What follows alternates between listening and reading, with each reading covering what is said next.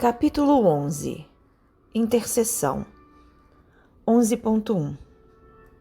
Certa noite, fim da dissertação que Alexandre consagrava aos companheiros terrenos, meu orientador foi procurado por duas senhoras, que foram conduzidas em condições especialíssimas àquele curso adiantado de esclarecimentos, porquanto eram criaturas que ainda se encontravam presas aos veículos de carne e que procuravam o instrutor temporariamente desligadas do corpo por influência do sono.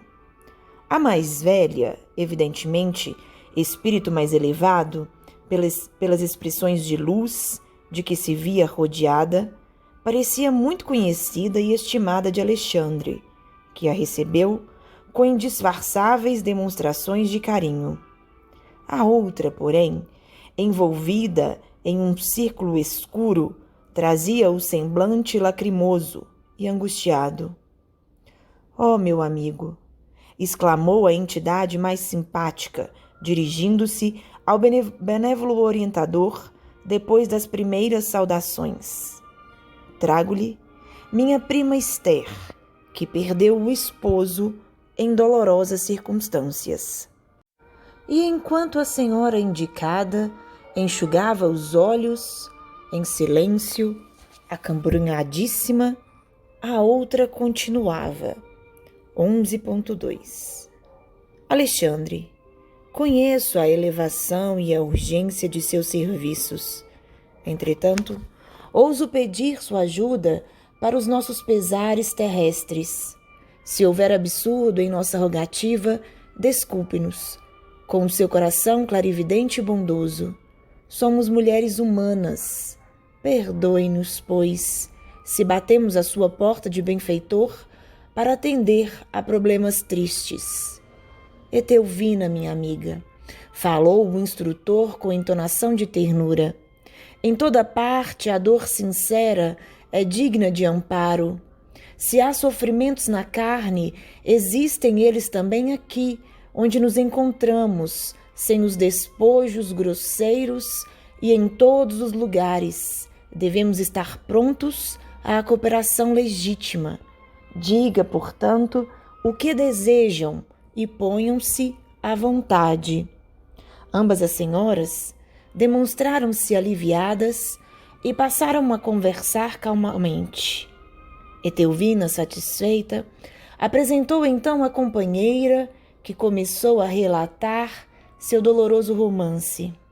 Casara-se fazia 12 anos com o segundo noivo que o destino lhe reservara, esclarecendo que o primeiro, ao qual amara muito, suicidara-se em circunstâncias misteriosas. A princípio, preocupara-se intensamente com a atitude de Noé, o primeiro noivo, bem amado de seu coração.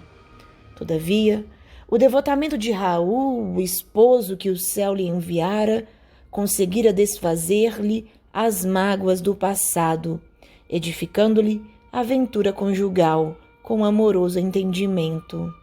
Haviam recebido 3 filhinhos da providência divina e viviam em harmonia completa. Raul, conquanto melancólico, era delicado, dedicado e fiel. Quantas vezes desejara ela balsamizar-lhe em vão as chagas recônditas. O companheiro, todavia, nunca se lhe revelara plenamente. Apesar disso, a existência corria-lhe venturosa e calma no santuário da mútua compreensão. Não obstante, porém, viverem para o desempenho das sagradas obrigações domésticas, apareceram inimigos ocultos que lhes haviam subtraído a felicidade. Raul fora assassinado inexplicavelmente. Amigos anônimos recolheram-lhe o cadáver na via pública, trazendo-lhe à casa a terrível surpresa.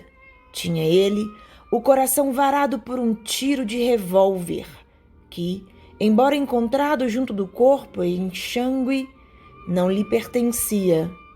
Que mistério envolveria o hediondo crime?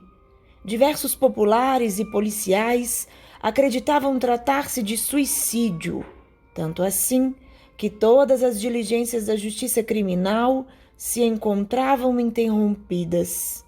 Entretanto, em sua convicção de mulher, admitia o assassínio.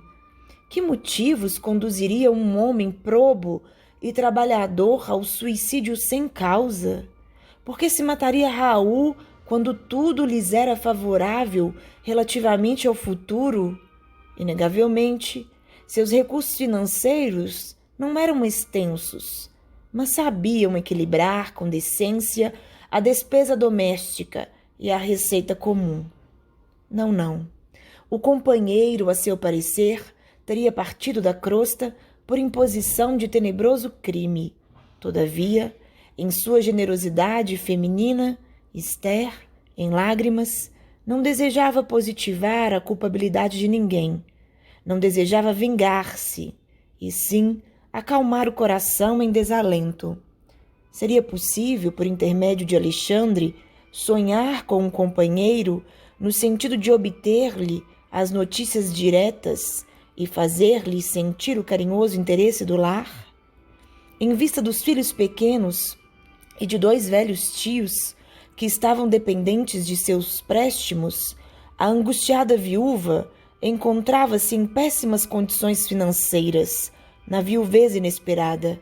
Todavia, acrescentava em pranto, estava disposta a trabalhar e consagrar-se aos filhinhos, recomeçando a vida, mas, antes disso, desejava algum conforto para o coração. Anelava inteirar-se do ocorrido e conhecer a situação do esposo para conformar-se. 11.3.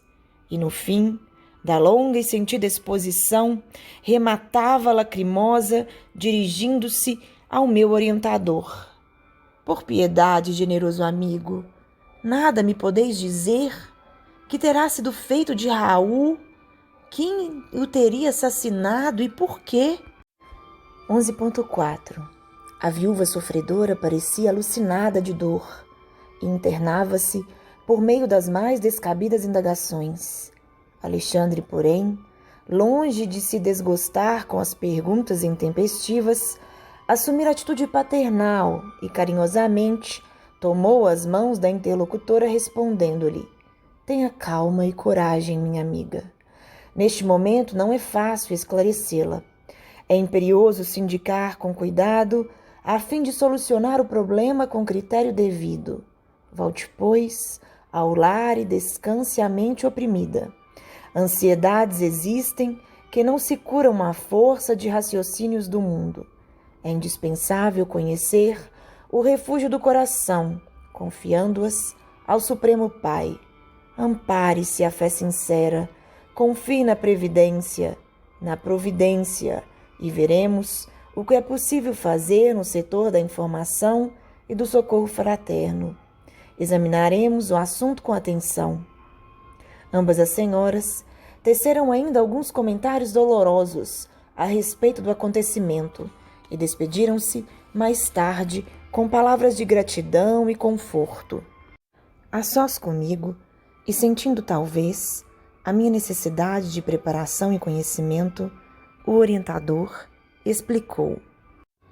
Nossos amigos encarnados, muitas vezes, acreditam que somos meros adivinhos, e pelo simples fato de nos conservarmos fora da carne, admitem que já sejamos senhores de sublimes dons divinatórios, esquecidos de que o esforço próprio, com o trabalho legítimo, é uma lei para todos os planos evolutivos.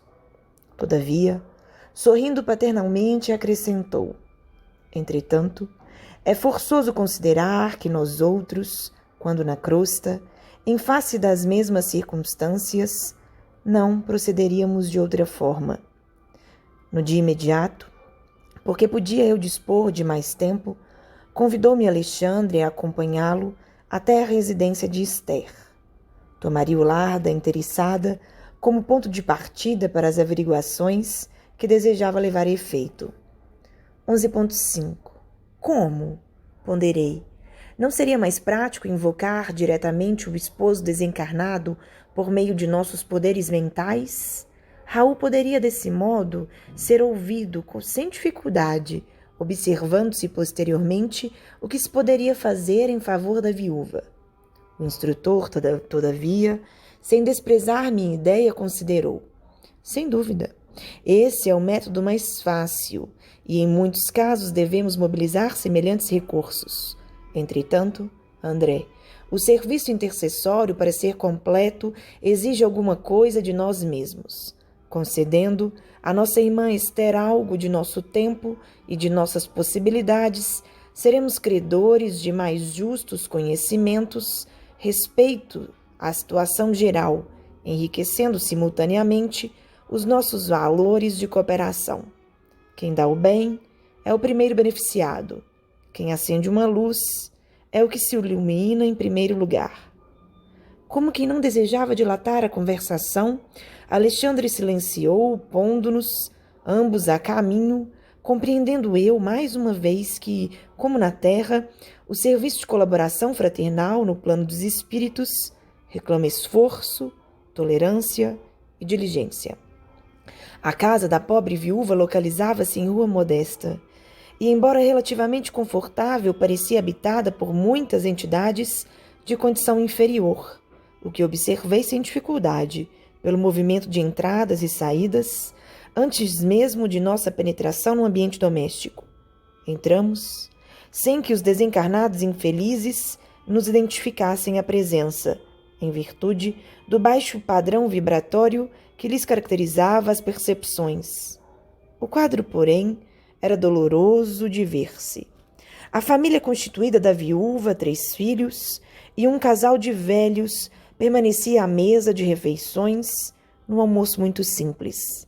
Entretanto, um fato até então inédito para mim feriu-me a observação. 6 entidades envolvidas em círculos escuros acompanhavam-nos ao repasso, como se estivessem tomando alimentos por absorção. Oh, meu Deus!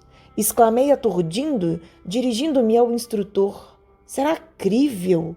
Desencarnados à mesa? 11.6 Alexandre replicou tranquilo. Meu amigo, os quadros de viciação mental, ignorância e sofrimento nos lares sem equilíbrio religioso são muito grandes. Onde não existe organização espiritual, não há defesas da paz de espírito. Isso é intuitivo para todos os que estimem o reto pensamento. Após ligeira pausa, em que fixava, compadecido, a paisagem interior, prosseguiu. Os que desencarnam em condições de excessivo apego aos que deixaram na crosta, neles encontrando as mesmas algemas, quase sempre se mantêm ligados à casa, às situações domésticas e aos fluidos vitais da vida. Alimentam-se com a parentela e dormem nos mesmos aposentos onde se desligaram do corpo físico. Mas chegam a se alimentar de fato, utilizando os mesmos acepipes de outro tempo? Indaguei espantado ao ver a satisfação das entidades congregadas ali, absorvendo gostosamente as emanações dos pratos fumegantes.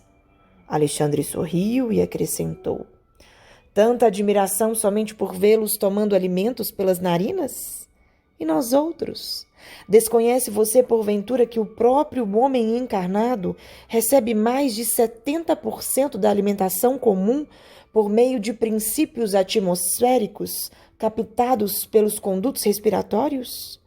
Você não ignora também que as substâncias cozidas ao fogo sofrem profunda desintegração? Ora, os nossos irmãos viciados nas sensações fisiológicas encontram nos elementos desintegrados o mesmo sabor que experimentavam quando em uso no envoltório carnal. No entanto, ponderei, parece desagradável tomar refeições, obrigando-nos à companhia inevitável de desconhecidos, e mormente desconhecidos da espécie que temos sob os olhos. 11.7 Você, porém, não pode esquecer, aduziu o orientador, que não se trata de gente anônima, Estamos vendo familiares diversos que os próprios encarnados retêm com as suas pesadas vibrações de apego doentio. Alexandre pensou um momento e continuou. Admitamos, contudo, a sua hipótese. Ainda que a mesa doméstica estivesse rodeada de entidades indignas, estranhas aos laços consanguíneos, resta a certeza de que as almas se reúnem obedecendo às tendências que lhes são características e às circunstâncias de que cada espírito tem as companhias que prefere. E desejoso de fornecer bases sólidas ao meu aprendizado, considerou: a mesa familiar é sempre um receptáculo de influenciações de natureza invisível. Valendo-se dela, medite o homem no bem e os trabalhadores espirituais nas vizinhanças do pensador virão partilhar-lhe o serviço no campo abençoado dos bons pensamentos.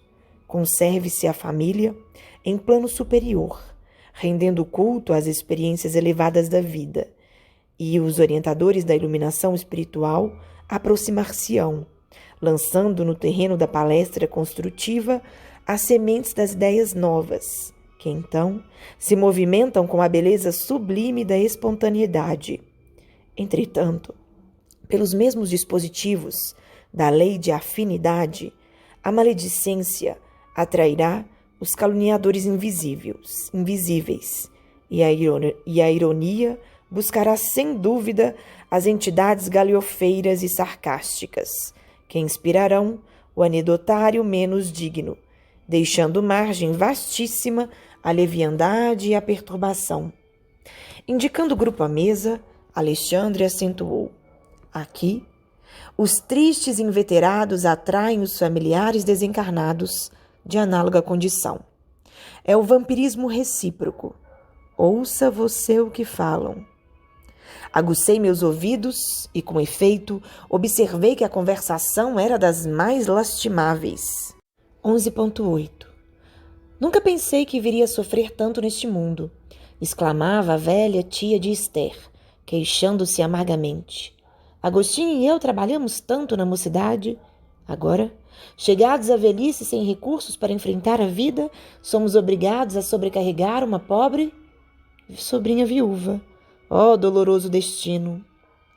E enquanto as lágrimas lhe corriam nas faces de cera, o ancião fazia coro. É verdade. Para uma vida laboriosa e difícil, tão amargosa, compensação. Jamais esperei uma velhice tão escura. As entidades vestidas em túnicas de sombra, ao ouvirem semelhantes declarações, pareciam também mais comovidas, abraçando-se aos velhos com fervor. A viúva, todavia, embora tristonha, acrescentou resignada: de fato, nossas provações têm sido cruéis, entretanto, devemos confiar na bondade de Deus. Alexandre fixou nela toda a sua atenção e notei que na alma da viúva se fazia disposição singular. De olhos brilhantes, como se percebesse de muito longe a nossa influenciação espiritual, recordou o sonho da noite, de modo vago, acentuando: graças à providência, amanheci hoje muito mais confortada. Sonhei que a prima Etelvina me conduziu à presença de um mensageiro celestial, que me abençoou o coração, aliviando-me as pesadas dores destes últimos dias. Oh, como me rejubilaria se pudesse reconstituir esse sonho de luz! Ora, mamãe, conte-nos, exclamou a filhinha de 7 anos presumíveis, que até ali se mantivera em silêncio. A senhora, de bom grado, comentou: minha filha, não se pode descrever as grandes sensações. Não me lembro precisamente de tudo, mas recordo-me de que o emissário de Jesus me ouviu com paciência e em seguida disse-me palavras de encorajamento e amor.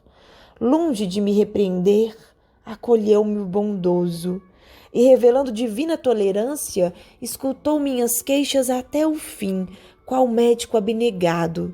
Inegavelmente, levantei-me hoje com outro ânimo. Estejamos conformados, pois Deus nos auxiliará. Logo que me refaça completamente, ganharei nosso pão com um trabalho honesto. Tenhamos esperança e fé.